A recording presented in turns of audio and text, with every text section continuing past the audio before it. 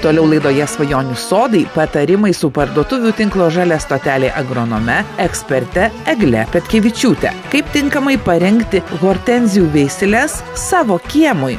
Tai Eglė šiandien tikrai labai ypatinga tema, greičiausiai Lietuvoje pati ypatingiausia, juokauju žinoma, bet jeigu mes kalbam apie savo sodą, apie savo gėlynus, tai hortenzija yra numeris 1. Jau iš tiesų daugelį sodų jinai yra numeris 1, dėl to ir sakau, kad ta tema yra ypatinga. Ir šiandien jūsų patarimai taip pat yra ypatingi tiems, kurie dar neturi visos hortenzijų kolekcijos, o labai norėtųsi. Taip, sunku prieštarauti, hortenzijos išties labai gausiai naudojamos želdynuose ir yra be galo populiarios.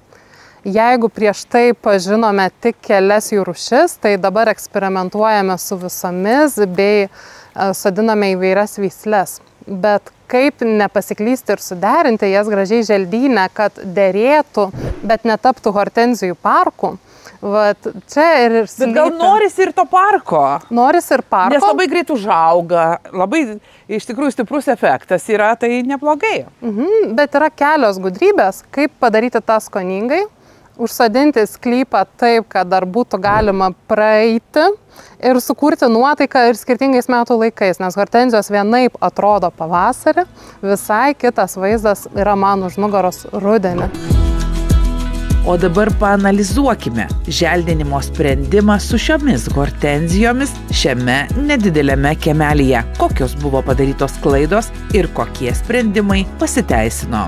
Kadangi turime tamsiai pilką fasado spalvą, labai norėjosi sukurti ne tik žaliąją oazę ar primarginti vienmečių augalų, bet sukurti ir kontrastą. Dėl to buvo paeksperimentuota tiek su spalvomis, tiek su veislėmis. Sodinamos tiek nykštukinė veislė su gerokai didesnė veislė, kuri tiktų ir žaliai žydinčiai sienai. Įrengiant buvo pasirinktas sodinti skiepytą hortenziją medelis, kuri pirmuosius 3 metus išties, kol mūsų kiti pasodinti krūmai tik tai augo ir didėjo ir neparodė pilnos savo apimties. Šiais metais beje turime tiesiog hortenzijų vasarą, nes netrūko drėgmės ir įsitikinom, kaip greitai subujoja ir gausiai žydi hortenzijos, kai dažnai jas laistome.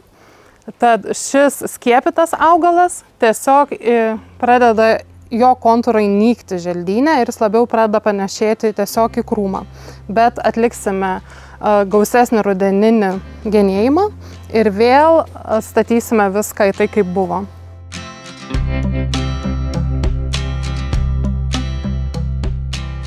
Naujakurių kiemai dažnai yra kiek mažesni ir turime išties įvairių zonų, kurias želdiname. Konkretus pavyzdys tai yra tiesiog praėjimas ir palikta siaura juosta augalams, bei čia įkurdintos įvairios hortenzijų rūšis.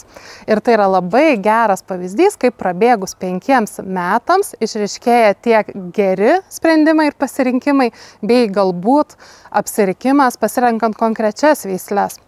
Turime kompaktišką apie 1,50 m hortenziją, kuri buvo gerai išgenėta ir žydi gana stačiomis šakomis, atrodo pilna ir graži. Tačiau šalia pasodinus veislę, kuri auga gerokai virš 2 metrų, turime išties įdomią augimo dinamiką, kuri itin skiriasi. Turime ilgas šakas, daug žalių lapų bei gerokai retesnius žiedynus.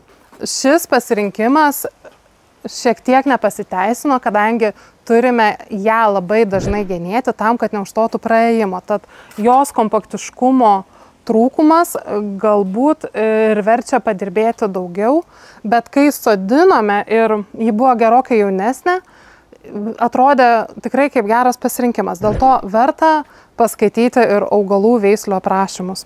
Tad pasirinktos įdomios įvairios šlatelinių hortenzijų veislės ne visada dera pasodintos viena šalia kitos.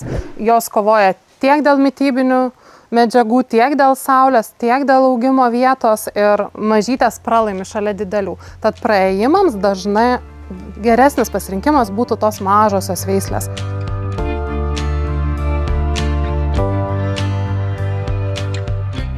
Šioje želdyno zonoje turime suderintą vis dar gana retą šiurkščiąją hortenziją, kurios lapai ir yra šiurkštus, dėl ko ji taip pavadinta, bei itin įdomus žiedynas. Tiesa, verta atkreipti dėmesį, kad šis krūmas pasodintas pavėsyje žydi negausiai, dėl to neatskleidžia pilno savo grožio.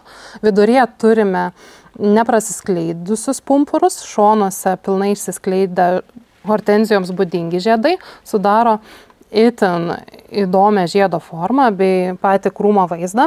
Ir jisai yra suderintas greta laipiojančios hortenzijos, apie kurią norėčiau pakalbėti atskirai ir akcentuoti tai, kad dažniau laipiojančios hortenzijos visgi yra sodinamos prie tvorų ar sienų ir leidžiama joms lipti. Bet čia yra priimtas kitas sprendimas. Šioms laipiojančioms hortenzijoms yra įrengtos atramos, bet jeigu jai leisti augti ant sienos, jinai gali užaugti net iki 10-15 metrų. Tad iš ties vienas augalas galėtų apželdinti didžiulį plotą vietoj 3-5 hortenzijų.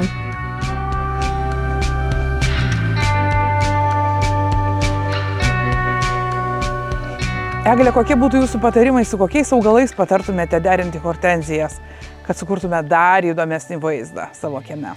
Hortenzijas galima derinti su labai įvairiais augalais. Populiariausia kryptis yra tarpuose jų, tam, kad išvengti monotonijos, sodinti žolinius augalus, kurių įvairovė taip pat stebina. Tačiau mano patarimas būtų neprisisodinti šalia gana didelių išraiškingų hortenzijų, gana mažų žolinių augalų, pavyzdžiui, hakonių ar įvairių mažų miskantų, soruolių. Žiūrėkite ir derinkite pagal tai, ką auginate.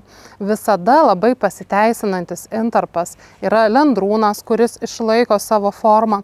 Taip pat įvairūs gausūs miskantai, tiesa, reikia nepamiršti sodinimų atstumų ir leisti augalui išreikšti save, tad nesumažinkite, neįterpkite didelio galingo augalo tarp hortenzijų. Ir be abejo pagalvoti apie metų laikus. Didžioji dalis hortenzijų pražysta tik tai Liepos mėnesį. Tik tai šviesiosios hortenzijos, kurių želdynuose paprastai būna mažiau, pražysta anksčiau. Tad įvairūs ir mažesnės, galbūt vienmetės gėlės, levandos, galbūt ankstyvos rožės gali praturtinti ir atnešti žydėjimą į mūsų želdyną tuo metu, kai hortenzijos tik rauna pumpurus. Anksti pavasarį pražystančios lanksvos taip pat yra puikus augalas sodinti greta hortenzijų. Jeigu mėgstate labiau šviesių žiedų veisles, pavyzdžiui, šlatelinės limelaitą, sodinkite spalvingesnius augalus šalia jų, pavyzdžiui, puslenį, paukenį, kurie yra rausvais lapais. Galbūt kitą akcentinį augalą, kuris įneš spalvų per visą sezoną ir atkreips dėmesį ne tik tai žaisime žiedų formomis, bet ir lapų formomis, faktūromis, ir tai sukurs gana įdomų želdyną, nes pats gražumas atsiskleidžia tada, kai yra gausa ir visuma.